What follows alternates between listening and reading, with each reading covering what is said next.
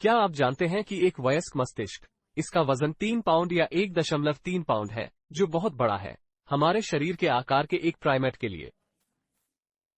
तुलना करें तो हमारे सबसे करीबी रिश्तेदार चिंपांजी का मस्तिष्क हमारे मस्तिष्क के आकार का 1/3 है, हालांकि वे मनुष्यों से केवल 30% ही छोटे हैं। मस्तिष्क का आकार 2 मुट्ठियों जैसा होता है, जो एक कलाई पर एक दूसरे के बगल में खड़ी होती हैं। कलाई मस्तिष्क तंतु है, जो मस्तिष्क को रीढ़ की हड्डी से जोड़ती है, और मुठियां बाईं ओर का प्रतिनिधित्व करती हैं। मस्तिष्क के सबसे बड़े भाग सेरेब्रम का दायां गोलार्ध, और अंत में मस्तिष्क के पीछे सेरेब्रम के नीचे सेरिबेलम स्थित होता है। आपने देखा होगा कि हमारा मस्तिष्क एक मुरझाए हुए अखरोट जैसा दिखता है, लेकिन क्या आपने कभी सोचा है कि हमारे मस्तिष्क में ये झुर्रियां क्यों होती हैं? गर्भ में हमारे मस्तिष्क के विकास के साथ कॉर्टेक्स या मस्तिष्क की बाहरी सतह फैलती है। इस विस्तार के कारण बाहरी सतह पर दबाव उत्पन्न होता है, जिसे मोड़कर कम किया जाता है। मस्तिष्क की तहों को गायरी, जायरी तथा खांचों को सल्की, सुलची कहते हैं। मूलतः इसे 2 टेक्टोनिक प्लेटों के एक दूसरे से टकराने जैसा समझें। टक्कर के दौरान दबाव अंततः इतना अधिक हो जाता है कि उन प्लेटों में भूगर्भीय दोष उत्पन्न हो जाता है। हमारे मस्तिष्क की सिलवटें या झुर्रियां रक्तचाप को बढ़ाती हैं। इससे मस्तिष्क का सतही क्षेत्रफल बढ़ जाता है। इसके अंदर तंत्रिका कोशिकाओं की संख्या, और सबसे बुनियादी स्तर पर अधिक तंत्रिका कोशिकाओं का मतलब है अधिक कनेक्शन, और अधिक कनेक्शन का मतलब है अधिक कुशल मस्तिष्क। मानव मस्तिष्क 86 अरब तंत्रिका कोशिकाओं से बना होता है, जिन्हें न्यूरॉन्स भी कहा जाता है। न्यूरॉन कुछ हद तक विद्युतरोधी तारों की तरह होते हैं, जो मस्तिष्क के विभिन्न क्षेत्रों के बीच संचार के लिए विद्युत संकेतों को मस्तिष्क के चारों ओर ले जाते हैं। ये आवेग बहुत तेजी से यात्रा करते हैं। आपके छोटे पैर के अंगूठे में होने वाले दर्द को आपके मस्तिष्क तक पहुंचने में 1 सेकंड का 100वां हिस्सा लगता है।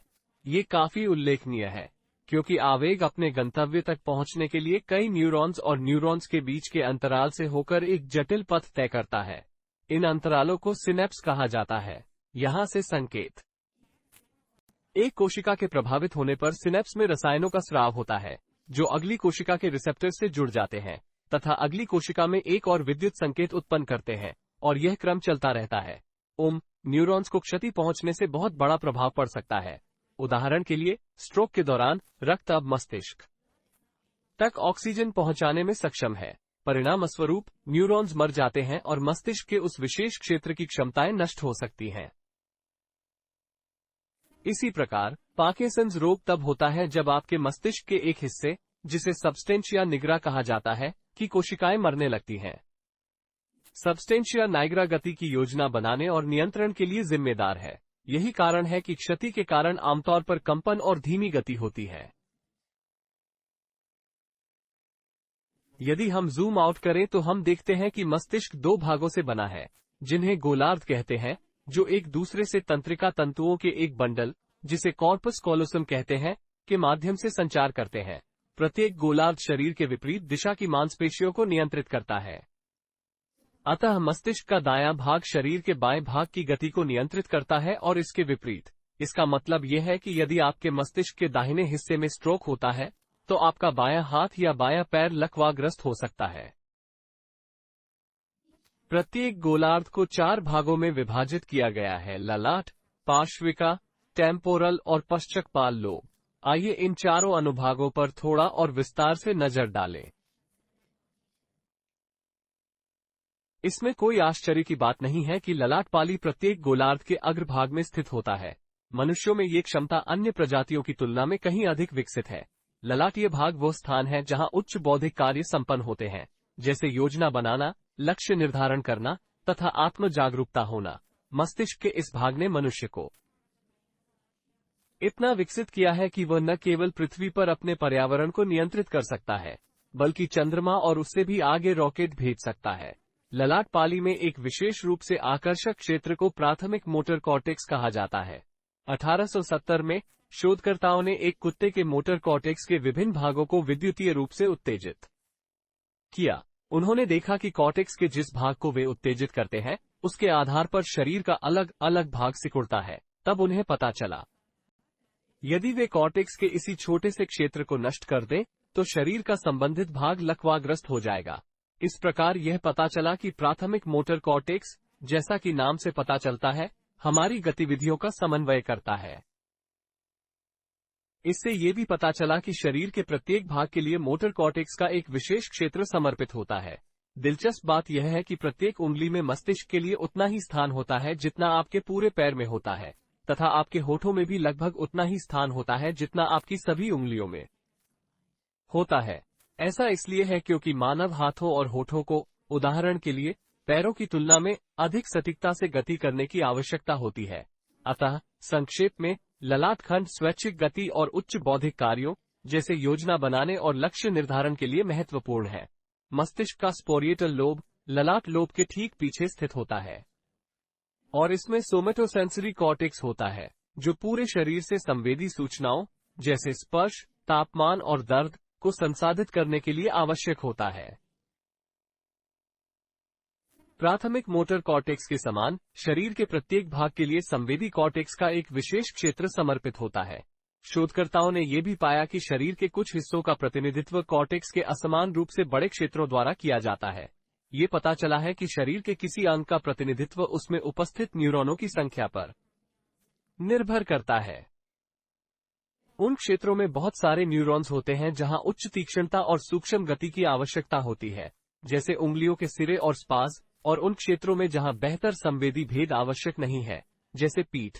यदि आप इसकी कल्पना करेंगे तो आपको विकृत मानव शरीर प्राप्त होगा।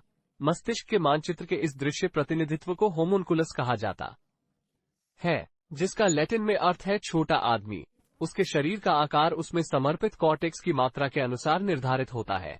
होमुनकुलस के होंठ, हाथ और जीभ बड़े होते हैं तथा भुजाएं और पैर पतले होते हैं। इससे ये भी पता चलता है कि हमारे होंठ, हाथ और जननांग इतने संवेदनशील क्यों होते हैं। लेकिन यदि आपका कोई अंग काट दिया जाए तो क्या होगा? उदाहरण के लिए, कटे हुए हाथ के न्यूरॉन अभी भी कार्यात्मक होंगे, लेकिन अब वे संवेदी इनपुट से वंचित हो जाएंगे। हाथ से उत्तेजना के बिना भी न्यूरॉन्स कभी कभी पड़ोसी संकेतों पर प्रतिक्रिया करना शुरू कर देते हैं। इसके बजाय कॉर्टेक्स में, इस मामले में, सबसे नजदीकी संकेत चेहरे से आते हैं, जो मानचित्र पर हाथ के ठीक बगल में है। दूसरे शब्दों में, चेहरे पर आने वाली संवेदी सूचनाएं मूल हाथ क्षेत्र पर भी आक्रमण कर उसे सक्रिय करने लगती हैं। कुछ अंगहीन लोगों के लिए चेहरे को छूने से वास्तव में काल्पनिक उंगलियों में संवेदना उत्पन्न हो सकती है। ये घटना मस्तिष्क प्लास्टिसिटी का महान उदाहरण है। आप भले ही विशिष्ट कॉर्टिकल मानचित्रों के साथ पैदा हुए हों, लेकिन आपके मस्तिष्क में आपके शरीर में होने वाले परिवर्तनों के साथ अनुकूलन करने की अद्भुत क्षमता होती है। क्या आप जानते हैं कि मस्तिष्क स्वयं दर्द महसूस नहीं करता है? ऐसा इसलिए है क्योंकि मस्तिष्क के ऊतकों में कोई दर्द संवेदक रिसेप्टर्स नहीं होते। इससे ये स्पष्ट होता है कि क्यों न्यूरोसर्जन मस्तिष्क की सर्जरी रोगी के जागते हुए भी कर सकते हैं। हालांकि सिरदर्द एक बिल्कुल अलग कहानी है। यद्यपि आपके मस्तिष्क में दर्द रिसेप्टर्स नहीं होते हैं, लेकिन ऊतकों की परतों में दर्द रिसेप्टर्स होते हैं जिन्हें ड्यूरा और पिया मैटर के नाम से जाना जाता है। ड्यूराम्पिया पदार्थ मस्तिष्क और खोपड़ी के बीच सुरक्षा कवच का काम करता है। कुछ स्थितियों में रक्त वाहिकाओं से निकलने वाले रसायन इन दर्द रिसेप्टर्स को सक्रिय कर सकते हैं, जिसके परिणाम स्वरूप माइग्रेन जैसे सिरदर्द हो सकते हैं। संक्षेप में, पार्श्विका लोब का मुख्य कार्य आपके शरीर के सभी भागों से संवेदी जानकारी प्राप्त करना और उसे अगले टेम्पोरल लोब तक संसाधित करना है। मनोभ्रंश में मस्तिष्क का ये क्षेत्र अक्सर प्रभावित होता है, चूंकि इसमें हिप्पोकैम्पस होता है, जो स्मृति से संबंधित होता है। इसलिए ये देखना कठिन नहीं है कि स्मृति संबंधी समस्याएं किस प्रकार मनोभ्रंश की एक महत्वपूर्ण विशेषता है। टेम्पोरल लोब में प्राथमिक श्रवण प्रांतस्था भी होती है, जो ध्वनि और श्रवण से संबंधित होती है, तथा वर्निक क्षेत्र, जो आपको वाणी और भाषा को समझने में मदद करता है। संक्षेप में, टेम्पोरल लोब स्मृति निर्माण, ध्वनि और श्रवण तथा भाषण को समझने के लिए महत्वपूर्ण है। ओसिसिपिटल लोब मस्तिष्क के पीछे स्थित होता है और दृष्टि से संबंधित होता है, जिससे आप आकृतियों और रंगों को देख पाते हैं। ब्रेनस्टेम मस्तिष्क के आधार पर स्थित एक क्षेत्र है। ये मानव मस्तिष्क का सबसे आदिम भाग है। यह मस्तिष्क के नीचे स्थित होता है तथा उसके नीचे स्थित रीढ़ की हड्डी से सीधे संपर्क स्थापित करता है।